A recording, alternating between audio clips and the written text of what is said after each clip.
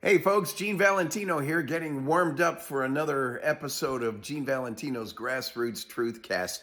But I wouldn't be complete without a good cup of Joe from Mike Lindell from My Pillow. Mike Lindell's My Coffee, a specialty coffee, 100% Arabica, certified organic, and non-GMO. This I'm tasting this morning is the dark roast. It's absolutely delicious, and it's so smooth. You got to get an order in on this non-GMO Arabica Mike Lindell's My Coffee. You'll find it online. Join us.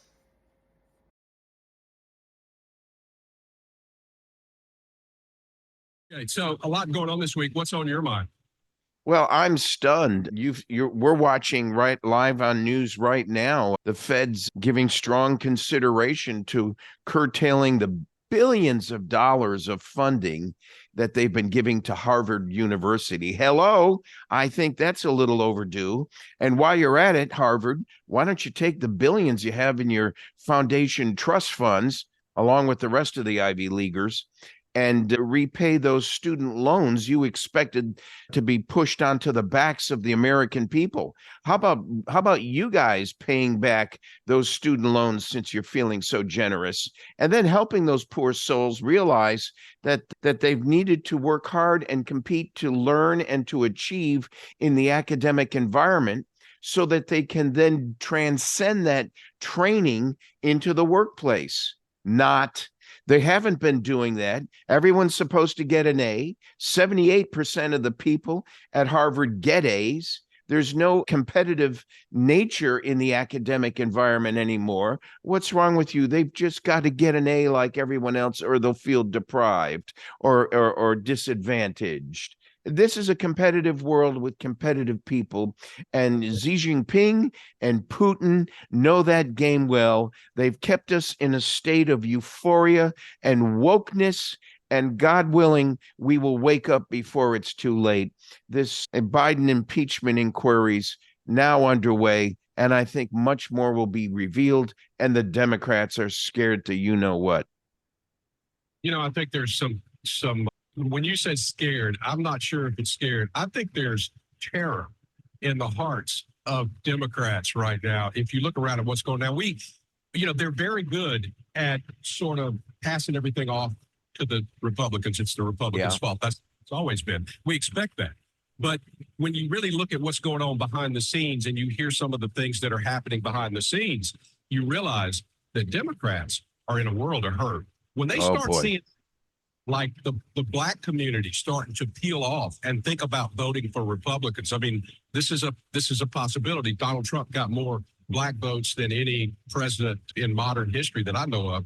And then, of course, you've got the Hispanic community, which has taken a hard line against the, believe it or not, the people that came here from other countries legally. They are against illegal immigration. Who'd have thought that? Isn't that clever? It's funny you mentioned we've had a tug of war on the issue of the centralization of government and the importance of not splintering it off, and the other side of the issue over these last episodes, where we wanted to push more of the authority to the states, because the Constitution says if it's not mandated under national federal constitution oversight, that it should be relegated to the states' legislative bodies. And here is an example where that might be dangerous. Here we have millions of peoples infiltrating our nation now. And when they reach the various states throughout the nation, they are subject to the rules of those states. Well, when they arrive by train, bus, or airplane, they're getting a little packet of goodies, including a credit card and a cell phone. Guess what else they're getting? They're getting a Democrat Party registration card to fill out and to hand back. They don't know what the Constitution is. They don't understand the Bill of Rights. They don't understand the power in their vote. They understand socialism and Marxism, which is what they're running away from. And here they are being given a Democrat Party registration form to fill out. Now, you mentioned the African Americans leaving the Democrat Party. Bravo, because that's more important, Michael. They're doing it in droves at a much greater degree with much greater conviction than these migrants. It reminds me of the Cuban boat lift when they came into South Florida, the Cubans. Once they realized what the heck they were getting behind, they all switched parties. Most of them are Republicans, and those that are Democrats, I consider conservative Democrats or moderate. And that's okay. We're entitled to our different flavors in this nation. But the attempt to overtake our government, 2 million, Michael, 2 million GotAways thus far. The operative word you used earlier, terror, as in terrorism. It's at the height of concern. It's heightened in all of our federal agency, and the Biden crime family doesn't hear it or they don't care. I don't know which is worse, but we have now concerns that are serious as we enter this beautiful time of year in our Christmas holiday thinking and feeling and shopping and everything else. I'm concerned about heightened terrorism. I'll have one eyeball looking over my shoulder. Let's do something a little different. Let's move to a better subject. Let's talk about why we should be thankful that we are Americans. And that's one of the reasons why all of these people want to come here.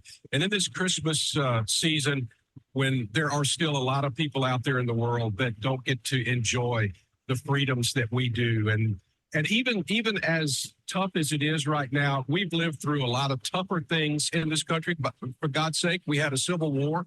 We lived through that. It was not easy. It was a long period of time to readjust. But here we are, a country still, and the only really free country in the world. Now, we do have people in our country who would give up those freedoms for more security.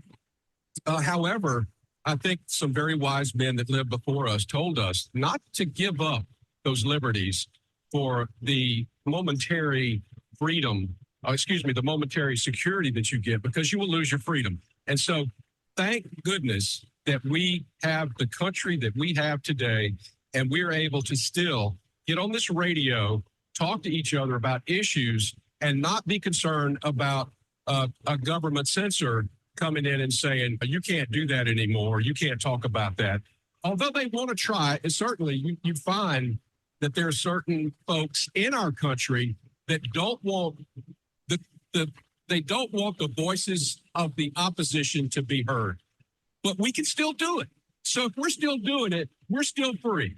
And if we're still free, we can still make a difference in the elections coming up next year. And that's what we should be doing. And we should be thankful that we live in a country that can allow us to do that, I think.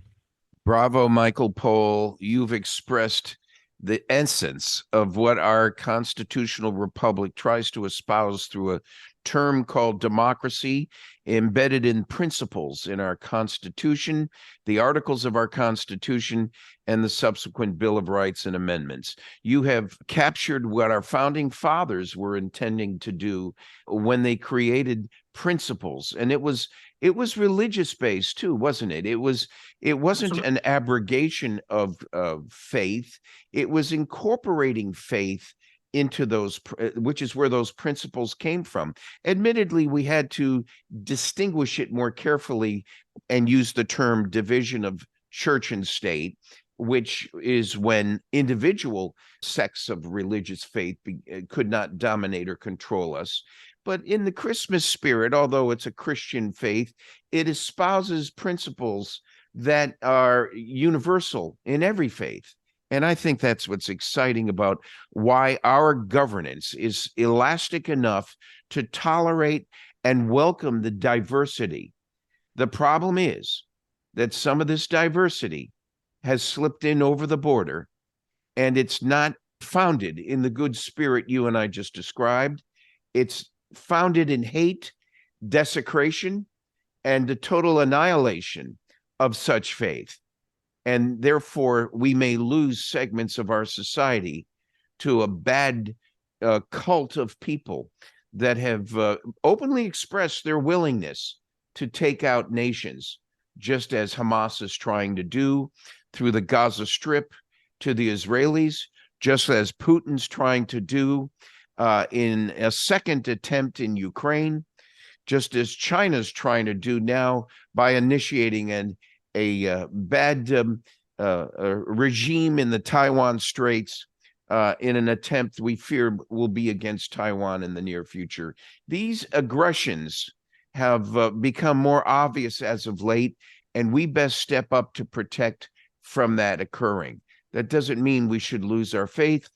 Or, you mentioned something else. This nation had a British assault on America in the early days when these same founding fathers were trying to create this nation. They said openly, if you find any of these rebels, which are now our heroes, our founding fathers, the British was saying, if you find them speaking about this new concept in America of freedom and liberty, let us know, because we want to string them up and hang them from the highest tree in their front yard as a example of what we're not going to tolerate. And those same people you and I don't know, those guys could actually have very easily been strung up, and we never heard about them again. No question about it. Oh, they were. And they were defending you and me. That's right. And isn't that somewhat happening again today? Can we say Donald Trump? They're coming after him. And believe you me, if they could string him up, they would. If they could do it, they would do it. They're trying to do it in underhanded ways, which sometimes to me is, you see what they're doing and it just makes you nauseous. But in any case, they're coming after him because they want you. We've got a beautiful nation embedded in a democracy with a faith, and let's not forget it. God bless America, and Merry Christmas, Michael and Ted. Merry Christmas. We'll see you soon.